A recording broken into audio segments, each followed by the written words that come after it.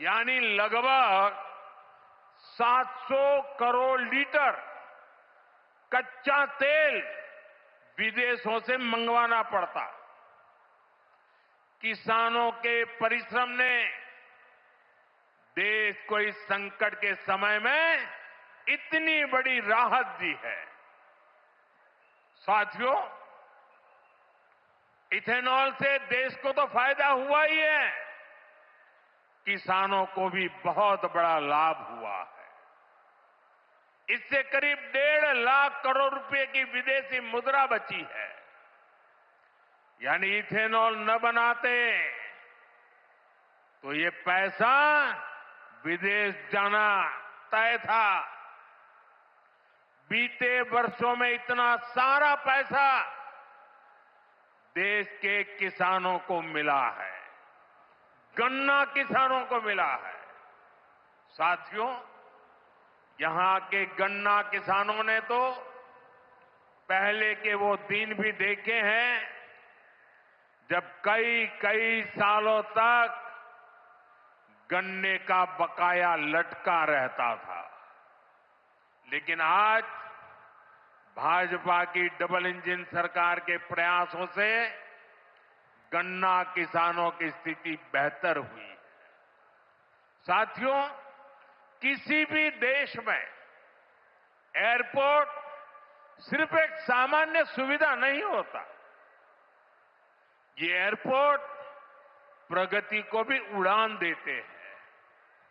साल 2014 से पहले देश में सिर्फ 74 एयरपोर्ट थे। आज 160 से अधिक एयरपोर्ट देश में है। अब महानगरों के अलावा देश के छोटे छोटे शहरों में भी हवाई कनेक्टिविटी पहुंच रही है। पहले जो सरकारें रही हैं, वे मानती थी कि हवाई यात्रा सिर्फ अमीरों के लिए ही होनी चाहिए। लेकिन भाजपा सरकार ने सामान्य भारतीयों के लिए हवाई यात्रा को आसान बना दिया। हमारी सरकार ने उत्तर प्रदेश में हवाई अड्डों के नेटवर्क का तेजी से विस्तार करते हुए उनकी संख्या बढ़ाकर 17 कर दी है। साथियों, भाजपा सरकार का निरंतर प्रयास रहा है कि एयरपोर्ट भी बने और किराया भाड़ा भी सामान्य परिवारों की पहुंच में रहे। इसलिए हमने उड़ान योजना शुरू की थी। इस स्कीम के कारण बीते कुछ सालों में 1,60,00,000 से अधिक देशवासियों ने उड़ान योजना से टिकट लेकर सस्ती दरों पर हवाई यात्रा की है। और मैं आपको एक और जानकारी देना चाहता हूं। हाल में ही केंद्र सरकार ने उड़ान योजना को और विस्तार दिया है। इसके लिए लगभग 29,000 करोड़ रुपए की स्वीकृति दी गई है। आने वाले वर्षों में इसके तहत छोटे छोटे शहरों में 100 नए एयरपोर्ट और 200 नए हेलीपैड बनाने की योजना है। यूपी को भी इससे बहुत अधिक लाभ होगा। साथियों, भारत का एविएशन सेक्टर बहुत तेजी से गति और विकास कर रहा है। जैसे जैसे भारत में नए नए एयरपोर्ट बन रहे हैं, वैसे वैसे नए हवाई जहाजों की जरूरत भी बढ़ती जा रही है। इसलिए देश की अलग अलग एयरलाइंस ने सैकड़ों नए जहाजों के ऑर्डर दिए हैं। ये जो नई सुविधाएं, नए जहाज आ रहे हैं, इनको उड़ान वाले और इसको उड़ाने वाले, इनमें सर्विस देने वाले, मेंटेनेंस से जुड़े ऐसे ऐसे हर काम के लिए बहुत बड़ी संख्या में वर्कफोर्स की जरूरत होगी। ये युवाओं के लिए बहुत बड़ा अवसर है। इसलिए हमारी सरकार एविएशन सेक्टर में ट्रेनिंग की सुविधाओं का भी विस्तार कर रही है। साथियों, आप जब अपनी कोई गाड़ी खरीदते हैं तो ये जरूर देखते हैं कि उस गाड़ी बनाने वाली कंपनी का सर्विसिंग सेंटर आसपास है या नहीं है। आप जानकर हैरान हो जाएंगे कि हमारे देश में हवाई जहाजों की सर्विसिंग यानी उनके मेंटेनेंस, रिपेयर एंड ओवरहॉल की पुख्ता व्यवस्था ही नहीं थी। भारत के 85 एयरपोर्ट 85% हवाई जहाजों को आज भी मेंटेनेंस, रिपेयर एंड ओवरहॉल यानी एमआरओ के लिए इस काम के लिए विदेश भेजना पड़ता है। इसलिए हमारी सरकार ने ठाना है कि एमआरओ सेक्टर में भी भारत को आत्मनिर्भर बनाएंगे। अब भारत में ही बहुत बड़े पैमाने पर एमआरओ सुविधाएं विकसित की जा रही है।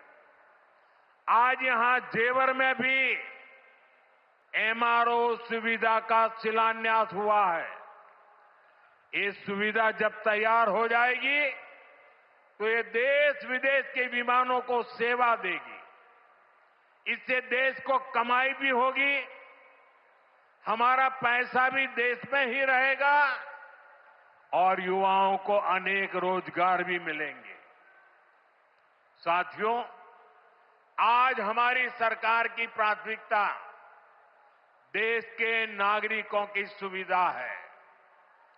देश के नागरिक का समय बचे और उसकी जेब पर ज्यादा बोझ भी न पड़े, ये हमारा लक्ष्य है। मेट्रो और वंदे भारत जैसी आधुनिक रेल सेवाओं का इसी भाव से ही विस्तार किया जा रहा है। दिल्ली मेरठ नमो भारत रेल, इसका कितना फायदा हो रहा है ये भी हम सब देख रहे हैं। अभी तक नमो भारत 2.5 करोड़ से अधिक लोग सफर कर चुके हैं। दिल्ली मेरठ के जिस सफर में पहले घंटों लग जाते थे, अब वो सफर मिनटों में ही पूरा हो रहा है। साथियों, विकसित भारत के विकसित आधुनिक इंफ्रास्ट्रक्चर पर हमारी सरकार अभूतपूर्व निवेश कर रही है। बीते 11 वर्षों में इंफ्रास्ट्रक्चर का बजट 6 गुना से अधिक बढ़ाया गया है। इन वर्षों में 17 लाख करोड़ रुपए हाईवे और एक्सप्रेसवे पर खर्च किए गए। 1 लाख किलोमीटर से अधिक के हाईवे का निर्माण किया गया है। 2014 तक रेलवे में सिर्फ 20,000 किलोमीटर रूट का बिजलीकरण हुआ था, जबकि 2014 के बाद से 40,000 किलोमीटर से ज्यादा रेलवे ट्रैक का बिजलीकरण किया गया है। आज ब्रॉडगेज नेटवर्क का लगभग 100% बिजलीकरण हो चुका है। आज कश्मीर घाटी हो या नॉर्थ ईस्ट की राजधानियां, ये पहली बार रेल नेटवर्क से जुड़ रही है। पोर्ट यानी बंदरगाहों की क्षमता बीते दशक में 2 गुने से अधिक हुई है। देश में नदी जलमार्गों की संख्या भी लगातार बढ़ रही है। विकसित भारत के निर्माण के लिए जरूरी हर क्षेत्र में भारत तेजी से काम कर रहा है। साथियों, विकसित भारत बनाने के लिए सबका प्रयास बहुत जरूरी है। ये आवश्यक है कि 140 करोड़ देशवासी कड़े से कड़ा परिश्रम करें और वैश्विक संकटों का एकजुट होकर सामना करें। अभी जो युद्ध चल रहा है, इससे पैदा हुए संकटों का सामना कैसे करना है, इसके बारे में मैंने संसद में भी विस्तार से बताया है। मेरी कल देश के सभी मुख्यमंत्रियों से भी लंबी चर्चा हुई है और बड़ी सकारात्मक चर्चा हुई है।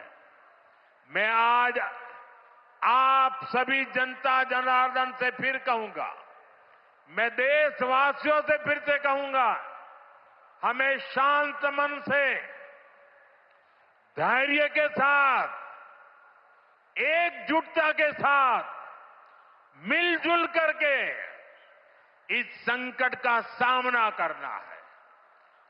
ये पूरे विश्व में परेशानी पैदा करने वाला संकट है। हमें अपने देश की सबसे ज्यादा चिंता करने है और यही हम भारतीयों की सबसे बड़ी ताकत है। मैं यूपी के, देश के सभी राजनीतिक दलों से भी आग्रहपूर्वक कहना चाहता हूं, विनती पूर्वक कहना चाहता हूं, इस प्रकार के संकट में ऐसी बातें करने से बचें जो देश के लिए नुकसानदायक है, जो भारतीयों के हक में है, जो भारत के हित में है, वही भारत सरकार की नीति और रणनीति है। राजनीति के लिए गलत बयानबाजी करने वाले राजनीतिक बहस में तो कुछ नंबर पा लेंगे, लेकिन देश को नुकसान पहुंचाने वाली हरकतों को देश की जनता कभी माफ नहीं करती। कोरोना के महासंकट के दौरान भी कुछ लोगों ने अफवाहें फैलाई, वैक्सीन को लेकर झूठ बोले ताकि सरकार का काम मुश्किल हो, देश को नुकसान हो। परिणाम क्या हुआ? जनता ने चुनावों के दौरान ऐसी राजनीति को नकार दिया, ठुकरा दिया। मुझे पूरा भरोसा है कि देश के सभी राजनीतिक दल भी इससे सबक सीखेंगे और देश के एकजुट प्रयासों को वो बल देंगे, ताकत देंगे। इसी आग्रह के साथ एक बार फिर से उत्तर प्रदेश को इस शानदार एयरपोर्ट के लिए बहुत बहुत शुभकामनाएं। मेरे साथ बोलिए, भारत माता की वंदे वंदे वंदे वंदे वंदे वंदे वंदे वंदे वंदे। बहुत बहुत धन्यवाद।